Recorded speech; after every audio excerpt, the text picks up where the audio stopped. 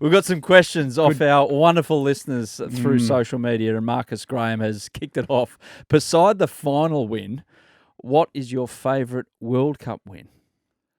My favourite World Cup win. Yeah, besides winning a final, because you were there. For in me 07, personally? obviously. Yep. I think my favourite one was the 2007 World Cup final, where Adam Gilchrist... No. Beside the win. Beside the win. And you weren't playing in. Well, that was 07, my favourite. But you were watching. But the one that you participated in, which you enjoyed the most? It's probably the first one, the 2015 World Cup against England. Okay. For a number of reasons. One, there's a lot of pressure around a home World Cup. There's a different pressure where you got to win your first game. And having a packed stadium at the MCG. Aaron Finch went off in front of his home crowd. We beat England, but it was a national anthem. You just realise then how important a home World Cup meant, not just to you, but all the Australian public, how loud that national anthem was. That was only topped by the final a month or so later. But were you a singer of the national anthem? 100%. Yeah, 100%. Not very good. Because a couple of the rugby league boys have elected not to sing it. Yeah, I don't sing the national anthem when I'm in the crowd for an event because I actually like listening to it. Do you take your hat off? Yeah. I'll stand up. Yeah, I'll stand up. Take the hat off and everything like that. But I just won't sing it because I like listening to it. But you tried to hum along. Well, it's interesting. Like, out of everything you've done in your career, and I know there's a lot of debating about do you sing it or you don't. That's the only thing I miss. That's the only moment I miss because your playing days are done. You don't want to train anymore. Not the beers in the sheds after a win. I can still do that at a long lunch. Yeah, true. Yeah. Is the feeling you get of pride. Yeah. When the national anthem comes on. That's the only bit that starts when it happens, no matter what sport. The hairs on the back of your neck stand up. And that's the one thing that I missed from the game is having that experience and to be able to sing that national anthem and stand in front of the crowd with your mates. You know, you're only 11 guys standing there about to represent your country. Only thing I missed about playing. Good stuff. Jordan Mole, who was the biggest celebrator after you guys won the 2015 World Cup? You've touched on this before, and he's got a high-powered job in Australian cricket. George Bailey. George Bailey. Mate, George Bailey was outstanding. Yeah. He destroyed the trophy. Yes. We don't know what happened there. Rooftop, somewhere. Yeah, somewhere jumped off. I don't even know how that happened, but he fixed it before the ceremony early the next morning. Now, this was the World Cup where Warney did all the interviews for TV, and every person he interviewed, he asked, how big's your night going to be or how many beers you're going to have? And he copped a bit of grief for it, but it was obviously on everyone's mind. Everyone's mind. Well, we sung the song at about 3 o'clock in the morning in the middle of the MCG. For the first time? Well, for after the win. So I was the song master then, so I decide when we sing it, and it was about 3 o'clock in the morning in the middle of the MCG. But who was the biggest celebrators? Fast bowlers were good. I would actually say another high-powered job, Paddy Cummins and Mitch Marsh. Because Paddy didn't play much in that 15. No, so they basically detoxed after the final because they'd celebrated all the way through because they weren't playing. So they found it hard to back up final night.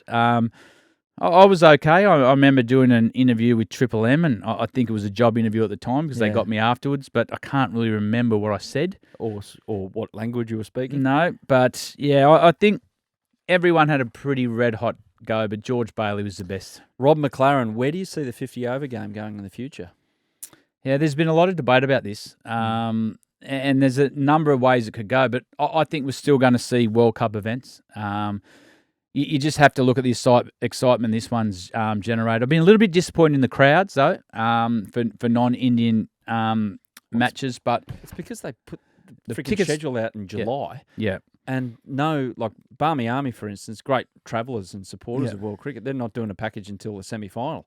Could be slightly superfluous, that particular idea for the Barmy Army, the way England are going. That'll be a cheap package. It's ridiculous. Like, how do they expect people to come from the other side of the world and go? It's I think we're going to still see World Cup events. Yeah. I don't think we're going to see as many bilateral series around the world. I think you like that idea of 12 months before, maybe start playing a few then to warm up for the World Cup. Well, if you're honest, from a preparation point of view and from a performance point of view, that's what teams normally do. You start to you give a few guys a go 12 months after.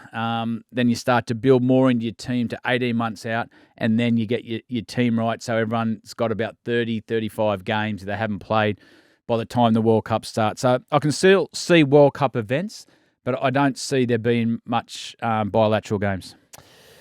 Okay. Josh Chamberlain, if you could add one former Aussie player to the current World Cup squad, who would it be and why? Well, I was tossing up with this. Do we need leadership? Yeah. Do we need Ricky Ponting in there at number 3? Do we need a captain who controls the team, understands conditions?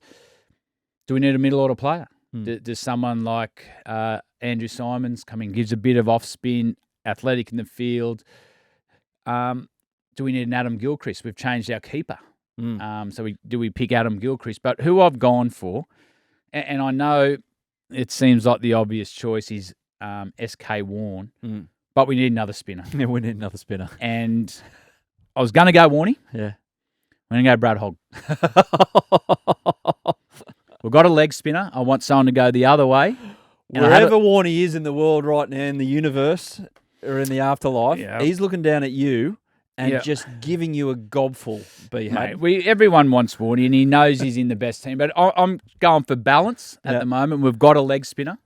I'm going to go for Brad Hogg to give us something different, spin the ball the other way, athletic in the field, bit of a fighter down at number 8 and 9 with the bat. So the reason I've picked him is because I want something different. We've already got a leg spinner. If I can take my leg spinner out, I'll put Shane in, but I'm going to go Brad Hogg. Warney and Simo are up there and the MCG in heaven going, that fucking guy's lost his marbles. Anyway, a little beep there for you, Sammy. Oscar Sullivan, if for one delivery you had the abilities of Brett Lee in his prime, which person would you like to bowl at? Brett Lee. To get him back. Just to say Brett can get in the nets at the whacker and just let a couple go and say, Brett, this is what we feel like every time. And maybe then he might go, you know what, I'll practice my outswing, I'll pitch it up, because we were petrified.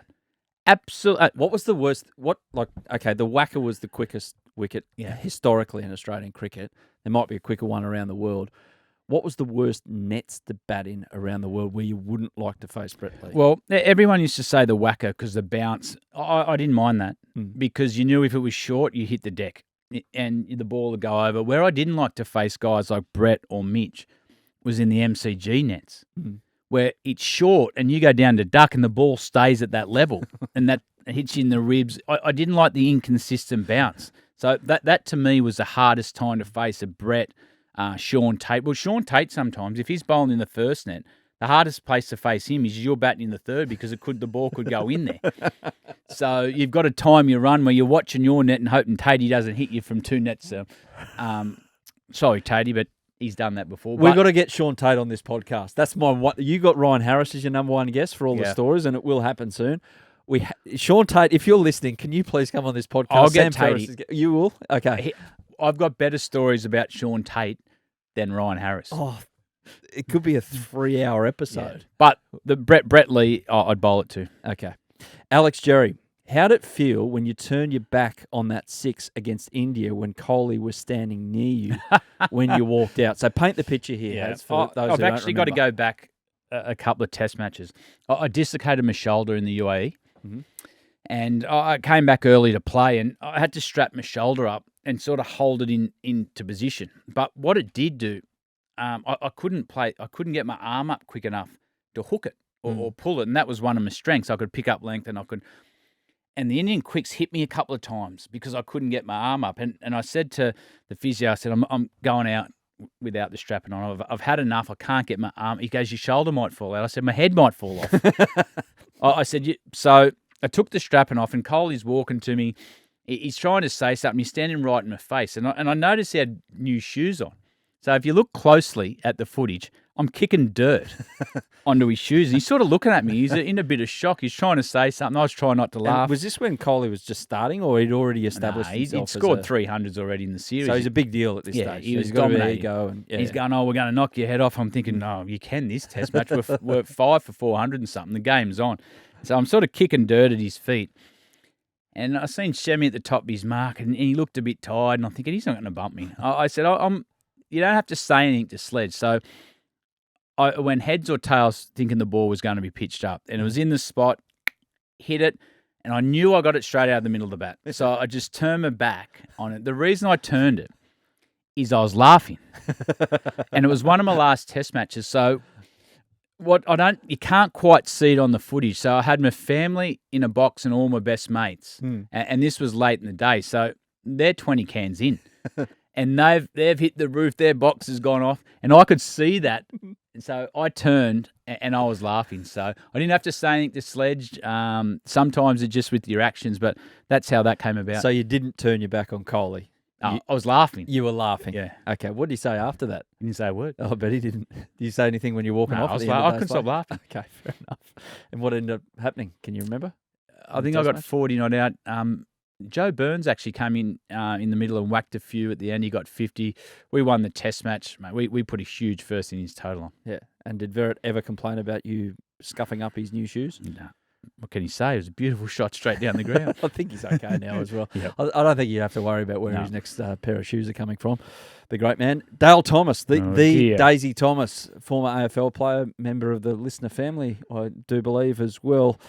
Hads, I don't know what this question actually means, if it's a cricket question or whatever, but do you really have to stay low and rise with it?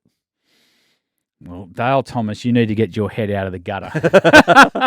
If it's a wicket-keeping question, I can understand, but you've worded that very, very cleverly. So, well, when you are keeping to slower bowls, yes, you do come up. When the ball bounces, you come up with the delivery. But Dale Thomas, I don't think that's what you're talking about.